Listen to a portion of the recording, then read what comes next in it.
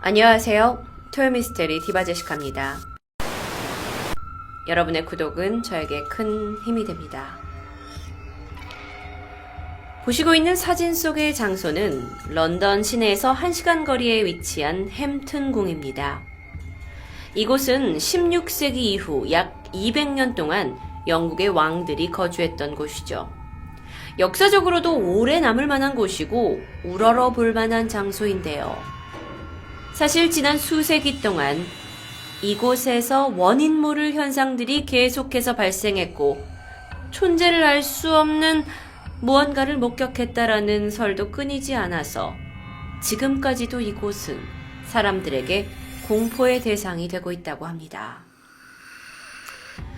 이곳은 피해 군주라고 불렸던 영국의 헨리 8세가 살았던 궁입니다.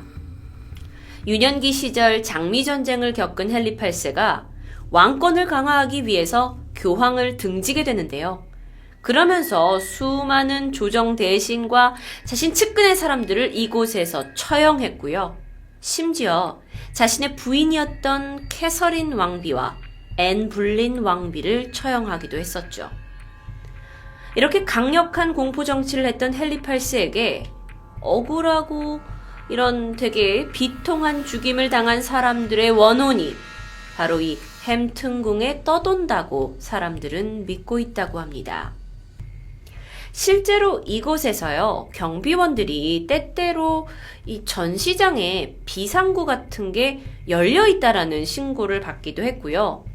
또 한 번은요, 분명히 닫아놓은 곳인데 이유 없이 문들이 활짝 열리는 모습들이 포착된 적도 있다고 하고요. 이곳에는 아예 유령 갤러리라고 불리는 곳이 있는데요. 이게 햄튼궁의 한 구역이라고 해요. 근데 유독 여기서는 관광객들 사이에서도 자주 유령이 목격된다고 합니다. 그 장소를 제가 사진으로 조금 준비했어요. 바로 이곳이에요. 여러분이 사진 속에 보이는 그 희미한 피사체는 아마 합성이 된 걸 겁니다. 그런데 이 방이 유령의 방이라고 불리고 있고 관광객들이 이곳에서 나는 사진을 찍었는데 하얀색 이게 발견됐다 이런 경우가 굉장히 인터넷에 많이 떠돌고 있더라고요. 자, 그러면서 여기에서 이제 목격되는 게 헨리 8세에게 억울한 죽임을 당한 비련의 왕비 캐서린일 것이다 라는 주장도 있다고 합니다. 특히나 이 유령은 이 장소에서 아! 하고 비명을 지르기로 유명한데요. 그게 그녀가 헨리 8세에게 처형당하기 직전 울부짖는 캐서린의 모습이라고 어떤 이들은 주장한다고 하죠. 그런데 뿐만 아닙니다. 두 번째 왕비였던 앤 불린, 그녀의 기도 소리가 들린다고 하는 한 방이 있는데 여기서는 그 소리가 이렇게 들린대요. 그래서 여기를 속삭임의 방이라고 부른다고 합니다. 사실 여러분이 햄튼궁 유령 등장해? 뭐야? 라고 할 수도 있지만 우리는 가깝지 않아서 방문하지 않았지만 사실 이곳을 방문하고 있는 많은 관광객들과 런던 사람들은 실제로 많은 것들을 겪었기 때문에 아직도 햄튼궁 하면 공포의 대상처럼 생각하시는 분들이 있다고 해요. 그래서 실제로 해외에서도 고스트 헌터들 있잖아요. 유령 들린 곳을 잘 찾아가 보시는 분들이 자주 방문하는 곳이기도 합니다. 그러던 어느 날입니다.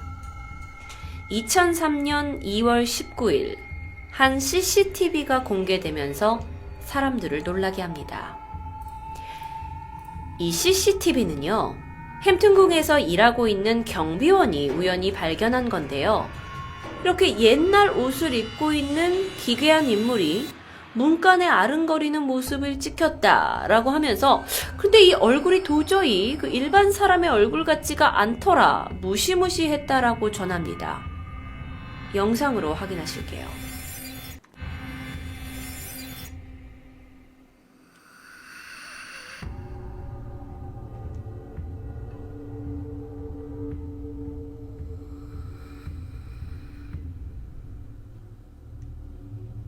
다시 한번 보실게요.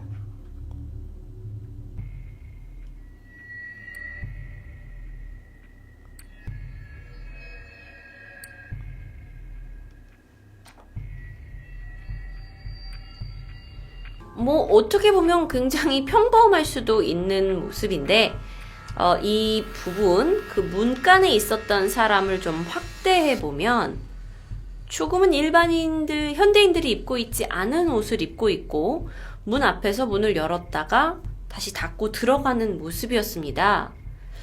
뭐 이게 별로 이상하지 않을 수 있지 않냐라고 생각을 하실 수 있겠는데, 그래서 경비원도 처음에는 누군가가 그냥 옛날 옷을 입고 장난을 치고 있구나라고 생각을 해서 같이 있던 동료를 불러서 CCTV를 보게 됩니다. 그런데 동료도 이게 누구인지 알아보질 못했어요. 이 햄튼궁 안에는요, 관광객을 안내하는 안내원분이 전통 복장을 입고 계시기도 한데요. 그래서 그분한테 물어봤죠. 그랬더니 이렇게 생긴 옷은 아예 갖고 있지도 않다고 말했다고 합니다. 게다가 이 CCTV가 찍힌 당일 실제 한 관광객이 방명록에다가 제가 저기서 유령을 본 것 같아요 라고 쓴 기록까지 발견되면서 이 사건은, 그리고 이 CCTV는 더욱더 세간의 주목을 받게 되죠. 이후에 유령에 관심 있는 전 세계의 심령학자들, 그리고 그걸 밝혀내려는 과학자들이 햄튼궁으로 몰려들게 되었고요. 유령 출몰에 대한 본격적인 검증이 시작되었습니다. 한 심령학자에 따르면 이곳에는 접신이 가능할 만큼 수많은 유령이 확실히 존재한다고 주장했고요. 또 다른 과학자들은 CCTV 내의 유령 조작의 흔적을 찾을 수 없었다고 발표합니다. 그러니까 이건 가짜가 아니라는 거죠. 이렇게 여러 사람들의 의견까지 더해지자 CCTV 유령 사건은 전 세계적인 미스테리 사건으로 유명세를 타게 됩니다. 자, 여기서 잠깐 또 다른 이제 사진들이 있었어요. 이 사진에 대해서는 밝혀진 바는 없었지만 소위 인터넷에서 떠돌아다니는 햄튼궁에서 찍었다라고 하는 사진입니다. 2층의 난간 위에 누군가가 서 있는데 약간 단발의 머리였고 형체를 알 수 없고 키가 좀 작은 것처럼 보이죠. 이 사진에 대한 정확한 정보는 알 수가 없었습니다. 자, 그러던 중 의심스러운 사건이 발생합니다. 사람들이 이 CCTV에 대한 궁금증이 증폭하면서 공개적으로 이 해당 영상을 같이 판독해보자 라는 요구가 빗발치고 있었는데 이때 CCTV 원본 테이프가 사라져버립니다. 자, 그러면서 심리학 박사였던 와이즈만이 놀라운 주장을 하게 되는데요. CCTV 속 유령은 분장을 한 사람이 찍은 거라는 주장입니다. 화질이 좋지 않아서 이 CCTV 안에다가 뭐 이렇게 장치를 해놓으면 그냥 이 영상처럼 보일 수 있는 거고 이건 다 허구라고요. 그의 말에 따라 순식간에 세계의 미스테리라고 불릴 뻔한 이 사건은 뭐 뒤집히게 됐지만 여전히 해명을 바라고 있는 여론이 빗발칩니다.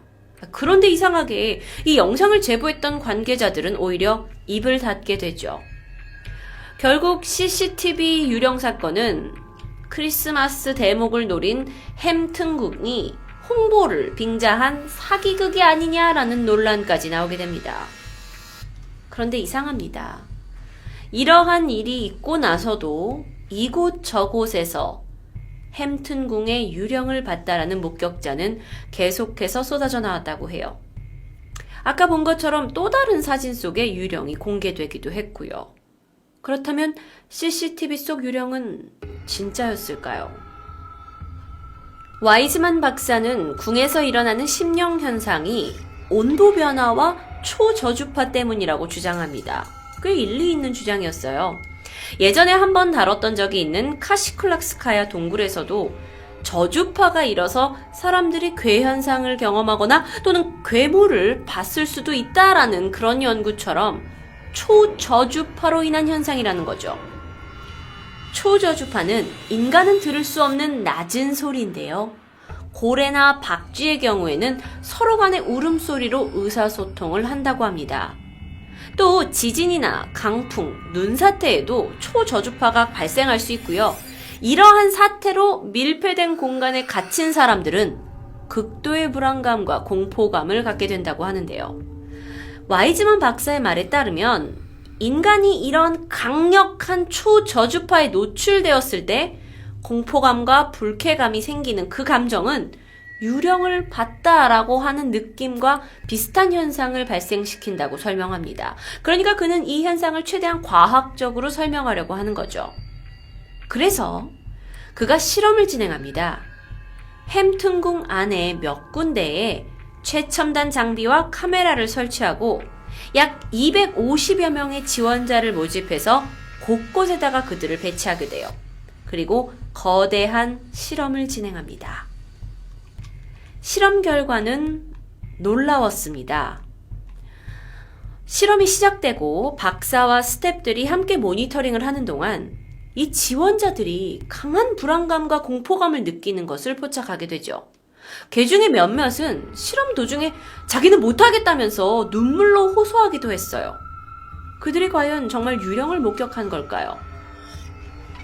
사실 와이즈만 박사는요, 이 참가자들에게는 비밀로 하고 성 안으로 초저주파를 흘려보냈다고 합니다. 그리고 나서 몰래 지원자들의 반응을 관찰했던 거예요. 그런데 이 지원자의 절반 이상이 초저주파를 흘려보낼 때마다 뭔가 막 이상한 공포감을 느끼는 듯 행동을 보였고, 이 중 일부는 심각한 상태의 심령 체험에 빠지기도 했다고 그는 주장하고 있죠. 자, 그러면 일부러 초저주파를 흘려보내지도 않았는데 왜 사람들은 유령을 목격하거나 비슷한 체험을 했다고 하는 걸까요?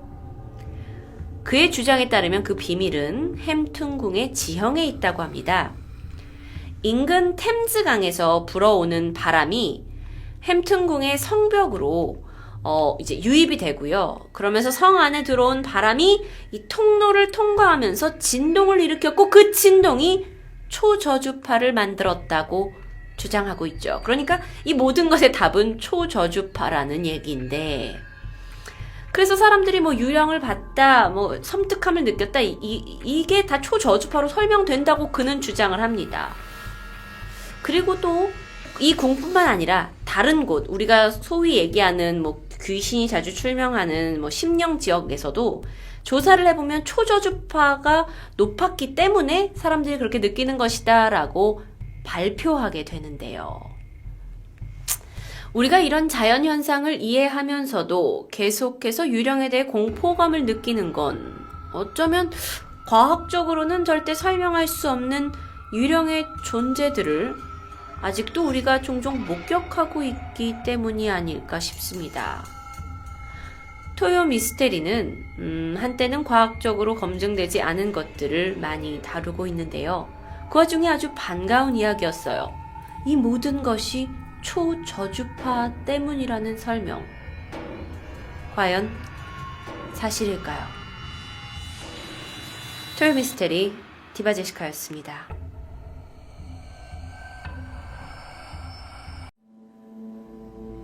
안녕하세요. 토요미스테리 디바제시카입니다. 여러분의 구독은 저에게 큰 힘이 됩니다. 18세기 초 독일의 시골에서 양치기개를 사육하던 농부 루한드에게 어느 날 스위스 왕실에서 찾아옵니다. 그러면서 그가 키우는 개들의 품종을 보고 싶다고 했죠. 신이 난 농부 루한드는 최고 품종의 개를 골라서 그들의 마차에 실어줬고요. 왕실 사람들과 함께 도시로 향하게 되죠. 그런데 한참을 이동하던 말들이 갑자기 놀라서 마구마구 달리기 시작합니다. 마부들이 아무리 속도를 낮추려고 애를 써봐도 속수무책이었어요. 갑작스런 마차의 돌진에 놀라가지고 마차 속에 있던 개들 또한 다 놀래가지고 마구 짖기 시작했고요. 이 모습을 본 루안드가 무슨 일이냐고 묻게 되는데 마부들은 뭐 말을 진정시키기에 너무 바빴어요. 결국 한참을 달린 끝에 말들이 진정됐고 마차가 멈춥니다. 그리고 모든 타고 있던 사람들이 내려서 무슨 일이야 하고 주변을 살피고 있을 때였어요. 마차의 지붕으로 무언가 떨어지는 듯한 소리가 들렸습니다. 아주 둔탁한 소리요. 일행이 눈을 돌려서 지붕을 봤을 때 그들은 까무러칠 정도로 놀라게 되는데요. 그곳에는 거대한 뱀처럼 보이는 이상한 생물체가 요동치고 있었습니다. 일행은 이 처음 보는 광경에 충격과 공포에 휩싸여서 잠시 그냥 넋놓고만 바라보고 있었는데 이내 이 생물체가 마차에 창을 부수고 들어가더니 안에 있는 개들을 덮치기 시작합니다. 사람들이 이제 까무라쳐서 다 비명을 지르고 달아나게 되죠. 하지만 루안드는 달랐습니다. 자신이 이 왕실로 데리고 가려는 개들이 속수무책으로 당하고 있었기 때문에 용기를 내서 지팡이로 이 괴물을 찢기 위해서 막 위협을 가하고 공격을 하는데요. 이 지팡이마저 금세 부러지고 말았어요. 그 역시 주랭랑 도망칠 수밖에 없었습니다. 그렇게 이들이 한참을 도망가다가 점점 소리가 잦아지는 것을 느꼈고 걸음을 멈추고 뒤를 돌아봤는데요. 사태가 끝난 게 아니었어요. 마차에 있던 개들은 모두 다 해치고 마차까지 다 부셔버린 괴물이 이들을 맹렬히 추격해오고 있었습니다. 이 생명체는 몸에 날카로운 손톱이 달린 앞발이 있었는데요. 이걸 본 사람들이 처음 본 생명체거든요. 다시 마을을 향해서 죽을 듯이 달리기 시작했고 결국 사방으로 뿔뿔이 흩어집니다. 가까스로 근처에서 사냥꾼 일행을 만난 루한드 농부와 몇몇 일행만이 목숨을 건질 수가 있었어요. 하지만 나머지 일행들은 다시는 돌아오지 못했다고 합니다. 시간을 조금 더 흘러가서 1971년 이야기를 해보려고 합니다.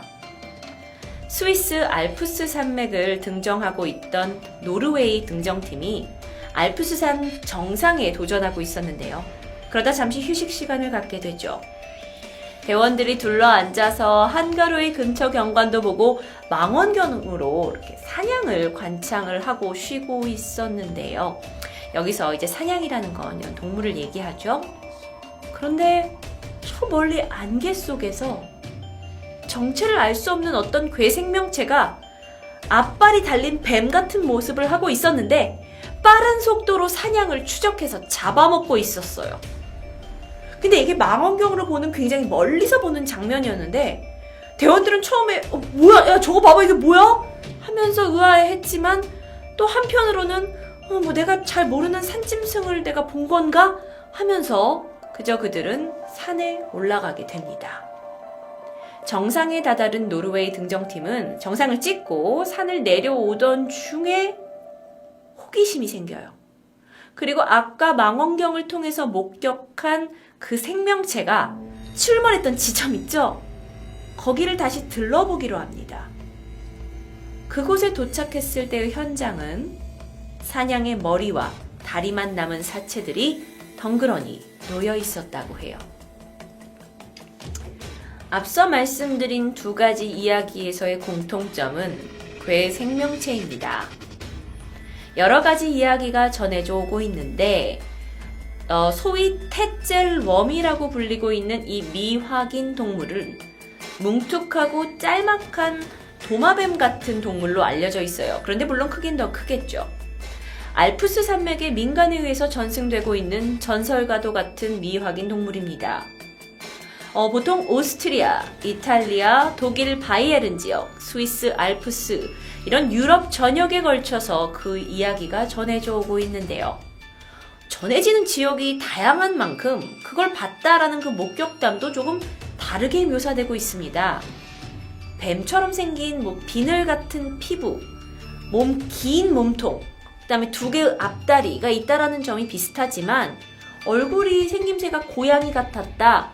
어떤 건 신화에서나 나오는 용 같았다라는 여러 가지 형태로 좀 다르게 묘사되고 있었는데요. 전해진 바에 의하면 위험한 독을 가지고 있다고 하고요.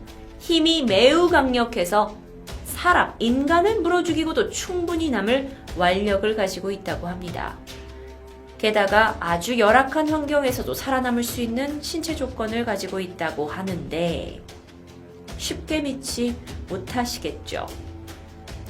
그러던 중 1954년에 들려오는 이야기가 있었습니다. 발킨이라고 하는 스위스 사진작가가 자신이 텟젤웜을 촬영했다고 주장합니다. 그리고 그의 사진이 공개되는데요. 바로 이 사진입니다.